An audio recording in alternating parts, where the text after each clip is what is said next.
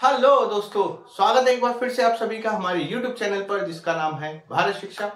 हम लोग संज्ञा, सर्वनाम, विशेषण, कारक खत्म कर चुके हैं और क्रिया वाला चैप्टर जो है अभी हमारा चल रहा है। क्रिया में हम लोगों ने लास्ट वाले लेक्चर में जो है क्रिया की परिभाषा देखी थी। क्रिया की परिभाषा में हमने देखा था कि क्रिया को पहचानने का तरीका क्या है। जो भी शब्द किसी कार्य का होना या करना बताएं वो क्या कहलाते हैं? क्रिया वाले शब्द कहलाते हैं। जैसे नहाना, धोना, उठना, बैठना, खाना, पीना, ये सारे क्या है? क्रिया वाले शब्द है। ये सारी चीजें क्या कहलाती है? क्रिया। या लिखना, जैसे बोर्ड पे लिखता हूँ, ये भी क्या है? क्रिया। यानी कि कोई काम किया जाए वह क्या है? सारी की सारी वह सारी क्रियाएं कहलाती हैं। हमने क्रियाओं के भेद देखे थे। क्रियाओं के भेद में हम लोगों ने देखा था सबसे पहले मुख्य क्रिया, मुख्य क्रियाओं के बाद हमने देखा था सहायक क्रिया। मुख्य क्रियाओं में हमने दो टाइप की देखी थी, एक होता है मूल और दूसरा होता है यौगिक। तो मूल क्रिया में हम लोगों ने देखा था जो ऋण यानी कि जो मूल शब्द होते हैं वो सारे के सारे क्या कहलाते हैं? मूल क्रिया कहलाती है। नहाना, धोना, उठना, बैठना, ये सारे के सारे क्या है? मूल क्रियाएं। ये सारे हमने मूल क्रिया में रखे थे। यानी मुख्य क्रिया में हमने मूल क्रिया देखा था, मूल क्रिया के बाद यौगिक क्रिया। यौगिक क्रियाओं में हमने सबसे पहला देखा था कर्म के आधार पर। कर्म के आधार पर हमारा जो है टॉपिक खत्म हो चुका है। कर्म के आधार पर दो टाइप की क्रिया हमने बताई थी। एक आई थी सकर्मक, ठीक है, जिसको कर्म की जरूरत पड़ती है यानी कि ऑब्जेक्ट की नीड होती है, वो सारी की सारी सकर्मक क्रिया होती है। दूसरी देखी थी हमने अकर्मक, ठीक है। सकर्मक में हमने देखा था एक कर्मीय और द्विकर्मीय, ठीक है, एक कर्म और एक द्विकर्मीय।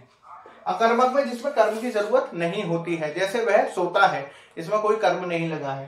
सकर्मक जिसमें कर्म की जरूरत होती है। अब देखते हैं दूसरा जो है अर्थ के आधार पर, ठीक है,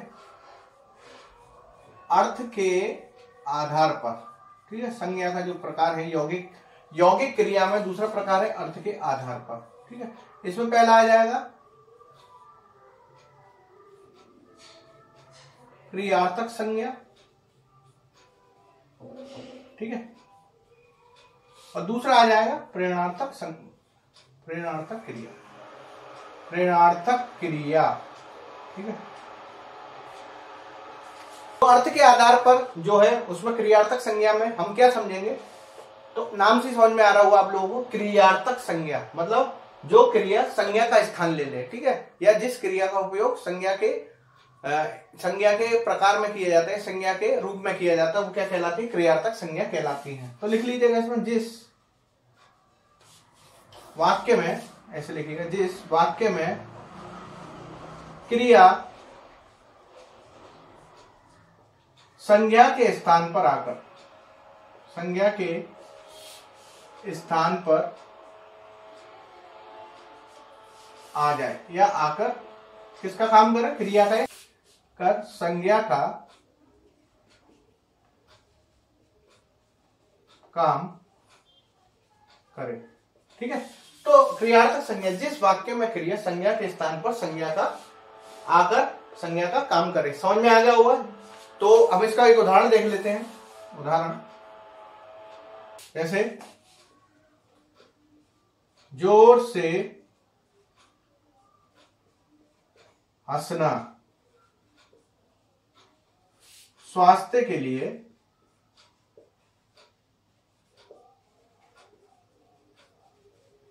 लाभदायक होता है।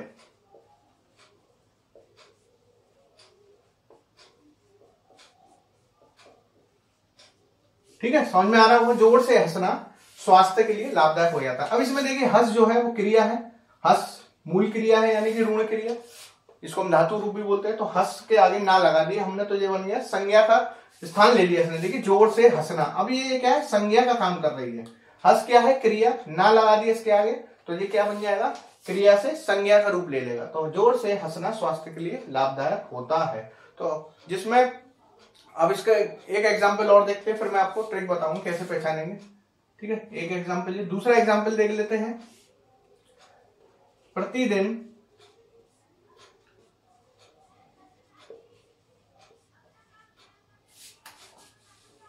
व्यायाम करना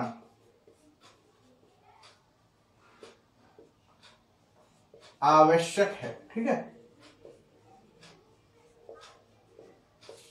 प्रतिदिन व्यायाम करना, व्यायाम एक संज्ञा हो गई, इसके आगे हमने करना एक शब्द और लगा दिया है, तो इससे क्या बन जाएगा? संज्ञा से हमने इसको एक क्रिया का रूप दे दिया है। तो इसमें क्या देख सकते हैं आप कि जब वाक्य में क्रिया संज्ञा के स्थान पर आकर संज्ञा का काम करे। यहाँ क्रिया संज्ञा के स्थान पर आई, हंसना एक संज्ञा बन गया, इसी प्रकार व्यायाम करना भी एक संज्ञा बन गया। ठीक है, तो ये दोनों क्या बन जाएंगी, क्रियार्थक संज्ञा बन जाएंगे। एग्जाम में इसी टाइप से पूछेगा, इसमें क्रियार्थक संज्ञा क्या है, ठीक है, या क्रियार्थक संज्ञा वाले वाक्य को पहचानिए। तो इसमें आप पहचानेंगे कैसे, जब भी हम क्रिया में ना लगा दें, ठीक है, तो नोट करके लिख लीजिएगा, नोट इंपॉर्टेंट, जब क्रिया में ना प्रत्यय लगा दिया जाए, ठीक है, हंसना करना जैसे ना लगाए लास्ट में, ना प्रत्यय लगाया जाए, लगा दिया जाए या लगा दिया जाए, तो यह क्रियार्थक संज्ञा का रूप ले लेती है। तो यही शब्द जो होंगे वही क्या कहलाएंगे, क्रियार्थक संज्ञा वाले वाक्य कहलाएंगे, क्रियार्थक संज्ञा कहलाते हैं। ठीक है, ये ट्रिक मैंने बता दी, इसमें ना लगेगा लास्ट में। ठीक है, तो आपको याद रखना है, जब भी किसी वाक्य के शब्द में हंसना, जब क्रिया में कोई ना शब्द लगा दिया है तो वो संज्ञा का रूप ले लेता है। दूसरा आ जाता है प्रेरणार्थक संज्ञा, प्रेरणार्थक क्रिया, सॉरी प्रेरणार्थक क्रिया।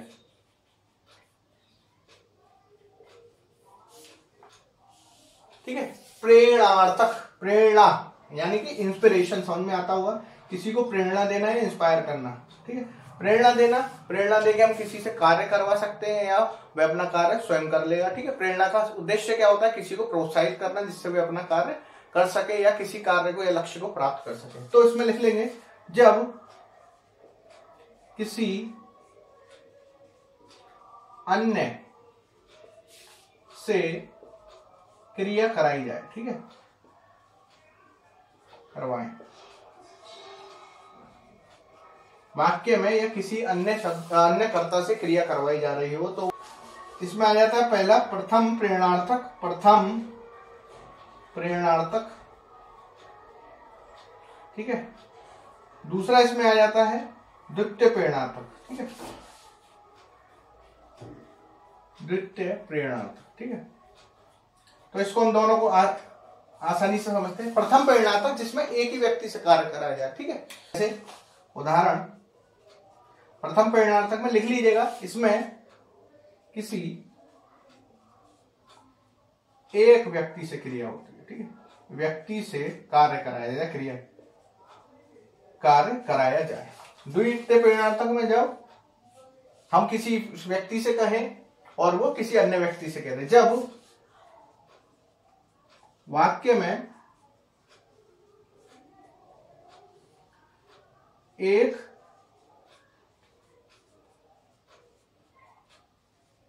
दूसरे से करवाए, एक प्रेरणार्थक दूसरे से कार्य करवाए। ठीक है, ठीक है, एक प्रेरणार्थ, एक मतलब एक व्यक्ति तो होगा, वो अन्य किसी व्यक्ति से भी कार्य करवाएगा। ठीक है, तो पहले इसका प्रथम प्रेरणार्थक का देख लेते हैं, दोनों में अंतर मैं समझाता हूं कैसे पहचानेंगे। उदाहरण, मेरे दोस्त गाड़ी धीरे चलाओ। ठीक है, मेरे दोस्त गाड़ी धीरे चलाओ, तो इसमें प्रथम प्रेरणार्थक हो गया, क्योंकि मैं दोस्त से अपना एक प्रत्येक मतलब जो प्रथम वाला दोस्त है, जिस व्यक्ति से मैं कार्य करा रहा हूं उसी से मैं डायरेक्ट बोल रहा हूं। जैसे मेरे दोस्त गाड़ी धीरे चलाओ, तो इसमें दोस्त क्या हो गया, मैं दोस्त से कार्य करा रहा हूं। ठीक है, गाड़ी धीरे चलाओ। ठीक है, ये क्रिया हो गई चलाना, तो मैंने अपने दोस्त से कहा गाड़ी धीरे चलाओ, तो इसमें क्या हो जाएगा, प्रथम प्रेरणार्थक हो जाएगा। अब इसी को हम दूसरी तरह से समझते हैं द्वितीय प्रेरणार्थक के लिए। जैसे रवि ने राजू से गाड़ी धीरे चलाने को कहा। अंतर समझ में आ रहा होगा। इसमें मैं डायरेक्ट किसी व्यक्ति से कह रहा हूं कि मेरे दोस्त गाड़ी धीरे चलाओ। इसमें मैं रवि की बात बता रहा हूं, रवि ने राजू से गाड़ी धीरे चलाने के लिए कहा। तो प्रथम ये हो गया, द्वितीय ये हो गया। तो इसमें दो अर्थ दो संज्ञा वाले शब्द हो जाएंगे, ठीक है। तो रवि ने राजू से गाड़ी धीरे चलाने के लिए कहा, तो रवि राजू के लिए क्या कर रहा है, प्रेरणा का कार्य कर रहा है, वह उससे कार्य करवा रहा है। तो इस प्रकार अंतर समझ सकते हैं, जब एक वाक्य में दो संज्ञा इंक्लूड हो, तो एक वाक्य में दो संज्ञा इंक्लूड हो तो द्वितीय प्रेरणार्थक, जब एक संज्ञा इंक्लूड हो तो इंक्लूड मतलब सम्मिलित हो तो इसमें एक प्रथम प्रेरणार्थक बन जाता है। जब डायरेक्ट कराया जाए तो प्रथम प्रेरणार्थक सीधे सीधे याद रखिए, जब दो व्यक्तियों द्वारा कराया जाए किसी और से कहा जाए तो वह द्वितीय प्रेरणार्थक शब्द कहलाते हैं। तो अर्थ के आधार पर हमने देख लिया, यौगिक में दूसरा टाइप था ये, अर्थ के आधार पर क्रियार्थक संज्ञा और प्रेरणार्थक क्रिया, ठीक है। नेक्स्ट बढ़ते हैं अन्य क्रियाओं की तरफ। अब अगला देख लेते हैं हम पूर्वकालिक।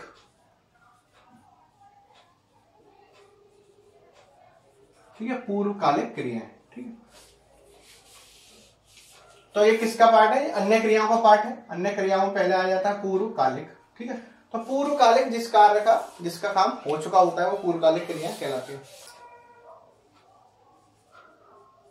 वाक्य में एक क्रिया हो चुकी हो तथा दूसरी क्रिया प्रारंभ की जाए, क्रिया प्रारंभ हो जाए या की जाए, ठीक है। समझ सकते हैं सीधे सीधे, जब वाक्य में एक क्रिया समाप्त हो चुकी है और दूसरी क्रिया प्रारंभ हो चुकी है की जाए, तो इसमें लिखेंगे जैसे उदाहरण के तौर पर, सीधे सीधे समझ में आएगा आपको।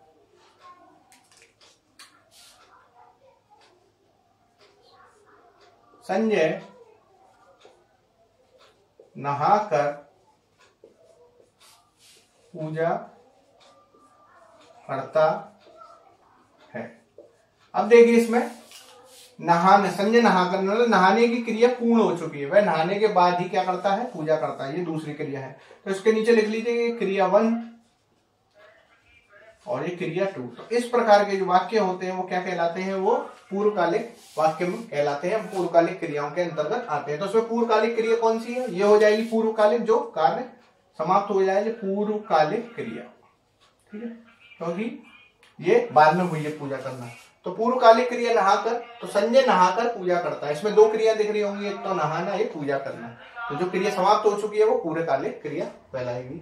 रवि ने, या फिर लिख सकते कोई भी, रवि ने हाथ धोकर खाना खाया, तो हाथ धोना पहली क्रिया हो गई और खाना खाना उसकी दूसरी क्रिया हो जाएगी। तो ये सारी किसमें आ जाएंगी, पूर्वकालिक क्रिया में आ जाएंगी। दूसरा देख सकते हैं, अन्य क्रियाओं में पूर्वकालिक हो गया, दूसरी क्रिया आ जाती है संयुक्त क्रियाएं, ठीक है, संयुक्त क्रियाएं, संयुक्त क्रियाएं। संयुक्त समझ में आ रहा होगा, जब दो या दो से अधिक क्रियाएं इसमें सम्मिलित हो तो वो संयुक्त क्रिया वाला वाक्य कहलाएगा। जब दो या दो से अधिक धातुएं या क्रियाएं, धातु मैंने बताया था, धातु जो मूल क्रियाएं होती हैं जैसे हंस, रो, नहा, पीना, पी, खा, ये सारी क्या है जो मूल शब्द होते हैं जिसमें ना नहीं लगा होता है, वो सारे क्या कहलाती हैं, वो धातु शब्द कहलाते हैं। जब दो या दो से अधिक धातुएं मिलकर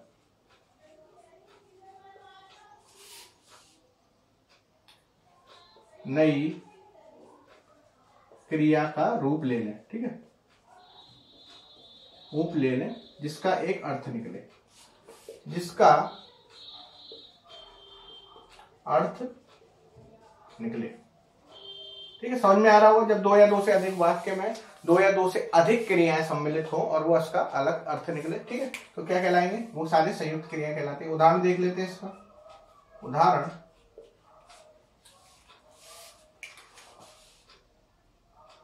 मैं, या फिर लिख लीजिए मोहन बचपन से इंजीनियर बनना चाहता था, ठीक है। मोहन बचपन से इंजीनियर बनना चाहता था। अब इसमें बनना और चाहना, दो संयुक्त क्रियाएं, क्रियाएं हो गई, तो ये क्या कहलाएंगी, ये दोनों मिलकर क्या बन रही है, संयुक्त क्रिया बन रही है। ठीक है, समझ में आ रहा होगा।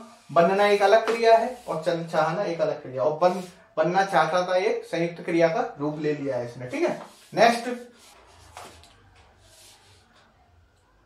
अनिल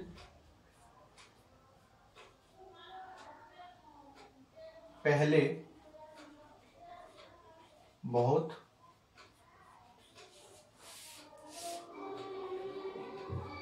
रोया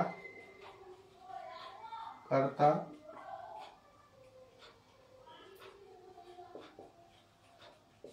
ठीक है, तो इसमें देख सकते हैं रोना अलग क्रिया है, करना अलग क्रिया है, तो रोया करता था एक संयुक्त क्रिया का इन्होंने रूप ले लिया है। तो इस तरह हम संयुक्त क्रिया को वाक्य में पहचान सकते हैं। ठीक है, तो इस प्रकार पूर्वकालिक हो गई अन्य क्रियाओं में, दूसरी संयुक्त क्रियाएं हो गई। कुछ ऐसी क्रियाएं होती हैं जिनको हम डायरेक्ट समझेंगे, ठीक है, उसकी कोई परिभाषा नहीं है, लेकिन उनको आसानी से समझ सकते हैं किस तरह वो बनाई जाती है, उनका निर्माण होता है। आगे बढ़ते हैं, चलिए कुछ और प्रकार में देख लेते हैं इसी में अन्य क्रियाओं में। कालवाचक, पहला आया था कालवाचक क्रिया। ठीक है, जब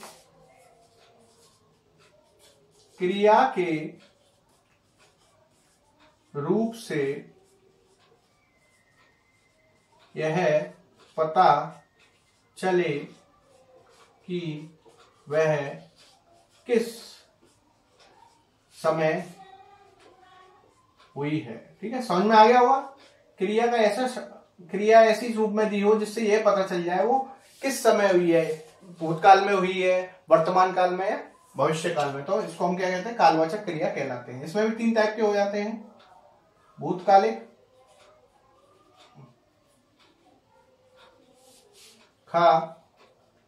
वर्तमान कालिक, और गा जो हो जाता है इसमें वो है भविष्यकालिक। ठीक है, इनके भी हम थोड़ा थोड़ा प्रकार देख लेते हैं, किस तरह हम देख सकते हैं। तो सबसे पहला आ जाता है इसमें भूतकालिक, आता है सामान्य भूत, सामान्य भूतकालिक। ठीक है, दूसरा आ जाता है आसन्न भूत, तीसरा आ जाता है अपूर्ण भूत, अपूर्ण नाम से पता चल रहा है जो पूरी नहीं है, पूर्ण भूत। चौथा आ जाता है पूर्ण भूत, और पांचवा आ जाता है संदिग्ध भूत।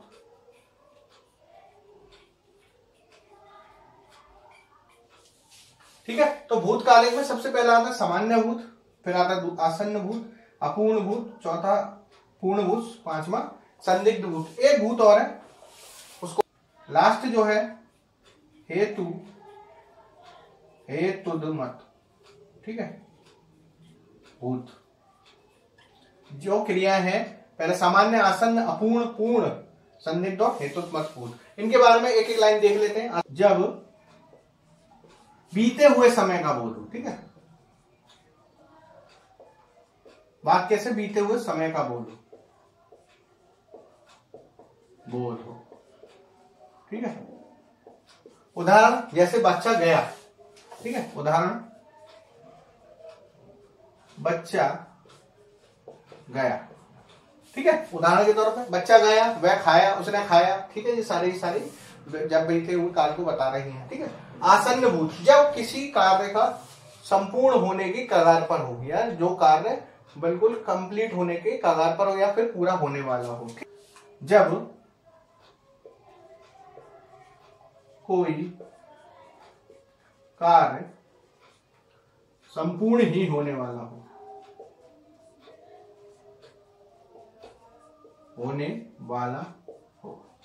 आसन्न भूत कहलाता है। ठीक है, जैसे उदाहरण कमल गया है, कमल अभी गया है, या फिर इस तरह लिख सकते हैं कमल अभी गया है, मतलब उसके जाने का कार्य जस्ट अभी कंप्लीट हुआ है।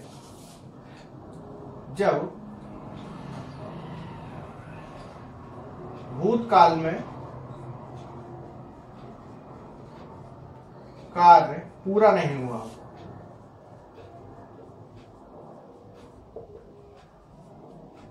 हुआ, ठीक है। तो उदाहरण इसका देख लेते हैं।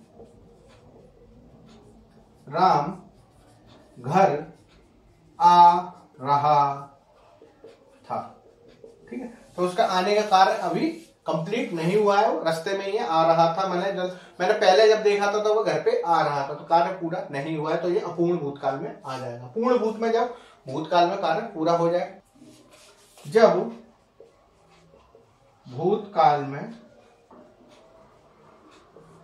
कार्य पूर्ण होते हुए समय हो जाए, पूर्ण होकर समय हो जाए, ठीक है। जब कार्य हुआ था, बहुत टाइम हो चुका है उस कार्य को होते हुए, ठीक है। जैसे उदाहरण, राजू ने पत्र लिख लिया था, ठीक है। मतलब पत्र वह लिख चुका है, ये कार्य बीते हुए बहुत टाइम हो चुका है, ठीक है। यहाँ पे समय बीत चुका है, तो वे पूर्ण भूत में आ जाते हैं, ठीक है। संदिग्ध भूत देख लेते हैं हम। जब संदिग्ध मतलब हमें किसी कार्य का होने में संदेह हो के कार्य पूरा हुआ नहीं, जब कार्य हुआ है या नहीं इसका संदेह हो, ठीक है। संदेह हो यानी कि डाउट हो हमें, ठीक है। उदाहरण, शायद वह आया होगा, ठीक है। हमें अंदाजा नहीं है कि वो आया नहीं होगा, हमें संदेह में है, तो ये क्या है, संदिग्ध भूत में आ जाते हैं। हेतु हदमात भूत कौन सा होता है? हेतु हदमात भूत का सीधा एग्जाम्पल देखते हैं, इस तरह से पहचानते हैं इसको। जब हुआ, होता, अगर, ऐसा, ठीक है। जब मैं, इस तरह लिखिए इसका एग्जाम्पल, अगर मैंने पढ़ाई की होती तो नौकरी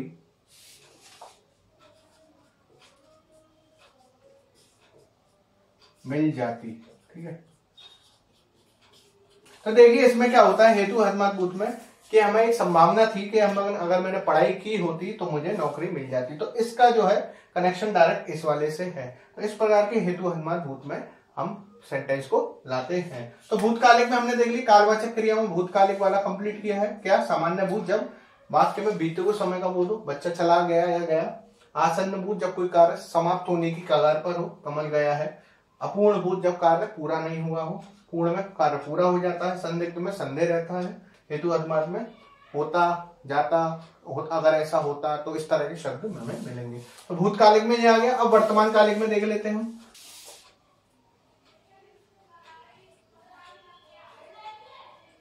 वर्तमान कालिक में भी सेम, सामान्य वर्तमान, दूसरा संदिग्ध, और तीसरा आ जाता है अपूर्ण वर्तमान, ठीक है। सामान्य वर्तमान, जब वर्तमान में कार्य कंप्लीट हो चुका है, जब वर्तमान में, सामान्य वर्तमान कार्य समाप्त हो गया हो, ठीक है, कार्य हो रहा हो, ठीक है। जैसे उदाहरण, बच्चा रोता है, ठीक है। बच्चा रोता है, ये मतलब प्रेजेंट की बात हो रही है, अभी की, तो ये सामान्य वर्तमान में आएगा। संदिग्ध में, जब अभी बताया था संदेह हो, वर्तमान काल में कार्य हुआ है नहीं। याद रखिएगा इनका ट्रिक, इसमें और इसमें अंतर करने का। आया, गया, नया, हुआ, ये सब शब्द आते हैं। इसमें ता है, ती है, ते वाले शब्द आएंगे, ठीक है। शायद, इस तरह लिखी संदिग्ध में। मैंने, या फिर उसको लिखिए राम ने, राम इधर आता होगा, ठीक है। तो ये संदिग्ध वर्तमान है, पक्का नहीं है वो आएगा या नहीं, आता होगा भी हमें डाउट है, या फिर संदेह है कि वो आएगा या नहीं आएगा। तो ता शब्द फिर आ गया इसमें, आता, इसमें रोता। तो वर्तमान शब्द पहचानने के तरीके यही हैं। तो सामान्य वर्तमान में सीधे सीधे जब वर्तमान का कार्य होता है, संदिग्ध में संदेह हो या इधर आता होगा, और अपूर्ण में जब कार्य संपूर्ण नहीं हो, कार्य पूर्ण नहीं हो। ठीक है, उदाहरण, श्याम पत्र लिख रहा है।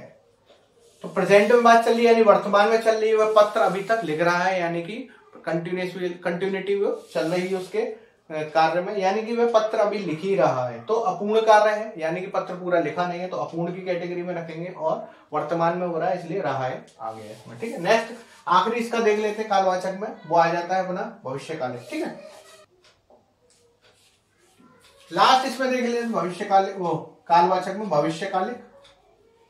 जब भविष्य की बात की जाए, ठीक है, इसमें पहला आ जाता है सामान्य भविष्यकालिक, और दूसरा आ जाता है संदिग्ध। ठीक है, सबसे ज्यादा भूतकालिक के भेद होते हैं, वर्तमान और भविष्य के इतने नहीं होते। ठीक है, तो संदिग्ध भविष्यकालिक, तो इसमें देख लेते हैं इनके प्रकार में। जब सामान्य भविष्यकालिक, जब कार्य भविष्य में होने वाला हो, कार्य भविष्य में होना तय हो। ठीक है, जैसे उदाहरण देख लेते हैं, हम मेला देखने जाएंगे। ठीक है, तो ये सामान्य भविष्यकालिक है, सीधे सीधे हमने कह दिया हम मेला देखने जाएंगे, मतलब भविष्य की बात हो रही है। संदिग्ध में जब संदेह हो, ठीक है, भविष्यकाल की या भविष्य में कोई कार्य होने वाला हो, उस पर संदेह हो, जब भविष्य के कार्य पर संदेह रहे। उदाहरण, शायद वह यहां आएगा। ठीक है, अब पक्का नहीं है वह घूमने आएगा या मेरे पास आएगा या नहीं आएगा, तो ये इसमें संदेह है। तो इस टाइप से हम इसमें देख सकते हैं सामान्य और संदिग्ध भविष्यकालिक में। एक दो टाइप की और है क्रियाएं जो डायरेक्ट यूज की जाती हैं, उनको भी देख लेते हैं। दूसरा इसमें आ जाता है नाम धातु क्रियाएं। ठीक है, इसके बाद आ जाता है सम्मिश्र, तीसरा आ जाता है सम्मिश्र क्रियाएं। चौथा आ जाता है, चौथा जो आ जाता है वो आ जाता है अनुकरणात्मक।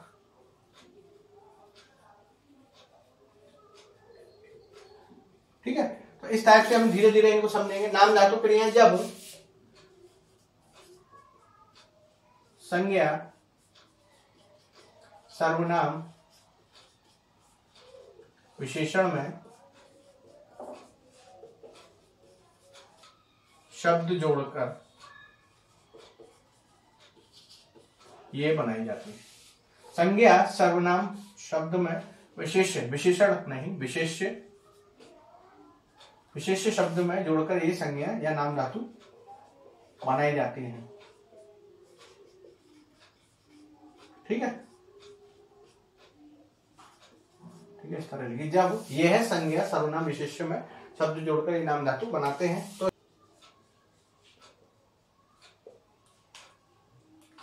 जैसे हाथ, आप या अपना, और इस तरह के जो आएंगे। जैसे हाथ से बनेगा नाम धातु से हथियाना। ठीक है, अपना से अपनाना। ठीक है, तो इस टाइप के जो शब्द होंगे सीधे सीधे जब संज्ञा सर्वनाम से बनाई जाती हैं, तो क्या बनाएंगे, वो नाम धातु का रूप ले लेंगे, नाम धातु क्रियाएं बन जाती हैं। ठीक है, लालच का क्या बन जाएगा, ललचाना। ठीक है, इस तरह के जो एग्जाम्पल है एग्जाम में पूछे जाएंगे, या क्वेश्चन इस तरह से पूछे जाते हैं। ललचाना में कौन सी क्रिया है, तो नाम धातु सीधे सीधे आप याद रखिएगा। सम्मिश्र में क्या आ जाता है, जब संज्ञा सर्वनाम इस तरह के शब्द में होना, करना,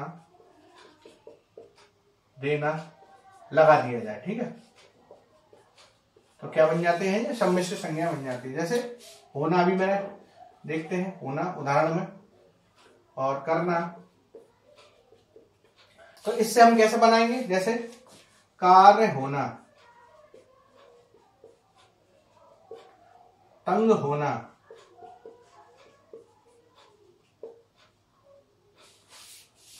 परेशान होना।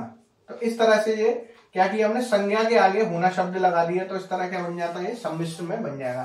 तो कार्य एक संज्ञा है, तंग भी एक संज्ञा है, परेशान भी एक संज्ञा है, तो इसके आगे हमने होना शब्द लगा दिया तो ये सम्मिश्र में आ गया। इसी प्रकार तंग करना,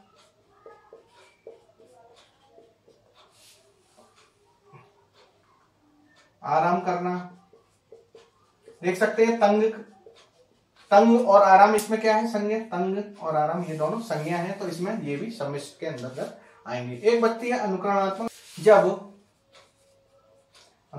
जब विभिन्न ध्वनि के ऊपर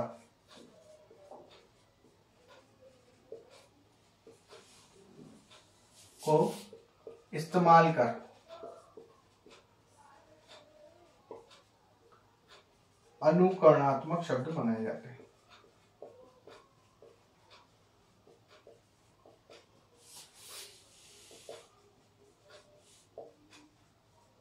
ठीक है, जैसे उदाहरण,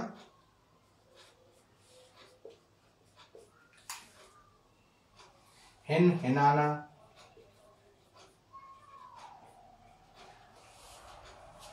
झिक, झिकाना,